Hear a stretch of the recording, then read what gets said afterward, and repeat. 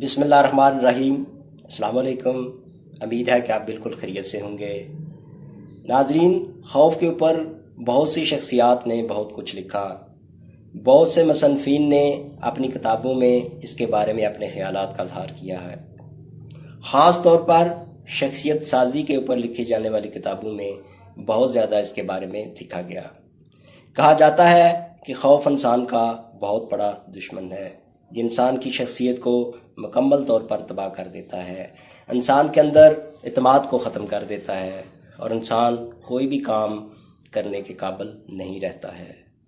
مسلسل رہنے والا خوف انسان کے اندر اضطراب، بے چینی اور انگزائٹی کی بیماری پیدا کرتا ہے، اور یہ بیماری آہستہ آہستہ ڈپریشن میں تبدیل ہو جاتی ہے۔ خوف سے انسان کی ذہنی، جسمانی اور نفسیاتی صحت خراب ہو جاتی ہے، اور وہ مکمل طور پر مایوسی اور یاسیت کا شکار ہو جاتا ہے۔ اس کے اندر اعتماد ختم ہو جاتا ہے، اس کی صحت برقرار نہیں رہتی ہے۔ تحقیق یہ بتاتی ہے کہ خوف کا سب سے پہلا اثر انسان کے ذہن پر ہوتا ہے۔ جب انسان کا ذہن متاثر ہوتا ہے تو اس کا معدہ خراب رہنا شروع ہوتا ہے۔ معدے کے خراب ہونے کی وجہ سے انسان کئی طرح کی بیماریوں میں مبتلا ہو جاتا ہے، اور یہ بیماریاں اس کو آہستہ آہستہ جسمانی طور پر بھی کمزور کرتی جاتی ہیں، اور وہ کوئی بھی کام صحیح طرح سے سر انجام دینے کے قابل نہیں رہتا ہے۔ خوف کی کوئی حقیقت تو نہیں ہے، یہ انسان کے اپنے تخیل اور سوچ کی پیداوار ہے۔ حقیقت میں خوف کا تعلق انسان کی امیجینیشن کے ساتھ ہے، حقائق کے ساتھ اس کا کوئی تعلق نہیں ہے۔ پیدائشی طور پر تحقیق یہ بتاتی ہے کہ جب بچہ پیدا ہوتا ہے تو صرف دو خوف اس کے اندر موجود ہوتے ہیں، ایک بلندی سے نیچے گرنے کا خوف اور دوسرا بلند آواز کا خوف۔ جو ہی کوئی بلند آواز آتی ہے تو بچہ اس سے فوراً ڈر جاتا ہے۔ اسی طرح کسی بلند جگہ سے، بلند مقام سے نیچے گرنے کا خوف بچے کے اندر موجود ہوتا ہے۔ صرف یہی دو خوف ایسے ہیں جو انسان کو پیدائشی طور پر ملتے ہیں، باقی تمام خوف اس کے ماحول کی پیداوار ہیں۔ ارد گرد کا ماحول، اس کا معاشرہ، ارد گرد کے لوگ اس کے اندر پیدا کرتے ہیں، اور جو بچہ بڑا ہوتا جاتا ہے یہ خوف کسی نہ کسی شکل میں اس کے اندر موجود رہتے ہیں۔ مثلاً اندھیرے کا خوف، بچپن میں بچے کو اندھیرے سے ڈرایا جاتا ہے، حالانکہ اندھیرے میں کوئی ایسی چیز موجود نہیں ہوتی ہے۔ وہ تمام چیزیں جو ہم روشنی میں اپنے ارد گرد دیکھتے ہیں، اندھیرے میں بھی وہی ساری چیزیں موجود ہوتی ہیں۔ تو جو بچہ بڑا ہوتا ہے تو وہ خوف اس کے اندر اور بڑھتا جاتا ہے۔ وہ اندھیرے سے ڈرنے کا خوف جو بچپن میں اس کے اندر پیدا کیا گیا تھا وہ کسی نہ کسی شکل میں بڑے ہونے کے ساتھ ساتھ موجود رہتا ہے۔ اسی طرح اور بے شمار ایسی چیزیں ہیں جو انسان اپنے ارد گرد ماحول سے اور لوگوں سے دیکھ کر، سن کر جو ہے وہ اپنے اندر ذہن میں بٹھا لیتا ہے۔ تو ہم پرستی، جنات، بھوت، یہ تمام ایسے خوف ہیں جن کا حقیقت کے ساتھ کوئی تعلق نہیں۔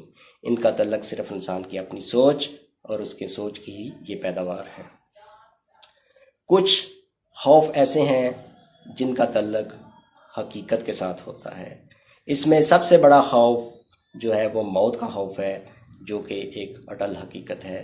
بچہ جب پیدا ہوتا ہے تو اس کے اندر موت کا کوئی خوف نہیں ہوتا ہے، کیونکہ اسے علم ہی نہیں ہوتا ہے موت کے بارے میں، اسے یہ کوئی خبر نہیں ہوتی کہ بالآخر ایک دن اس نے مرنا ہے۔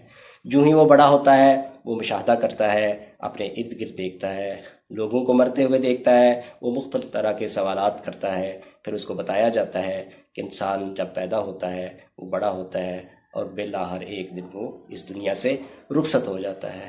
تو موت جو ہے وہ زندگی کی ایک اٹل حقیقت ہے۔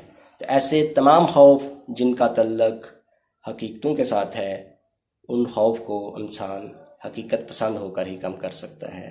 حقیقت پسند ہو جائیے، ریئلسٹک ہو جائیے، تو یہ خوف بڑی حد تک انسان کے اندر کم ہو جاتے ہیں۔ حقیقت پسندی کے ساتھ اور توکل کی عادت اپنانے کے ساتھ انسان اطمینان اور سکون کی دولت سے مالا مال ہو سکتا ہے، اور ان خوف پر قابو پایا جا سکتا ہے۔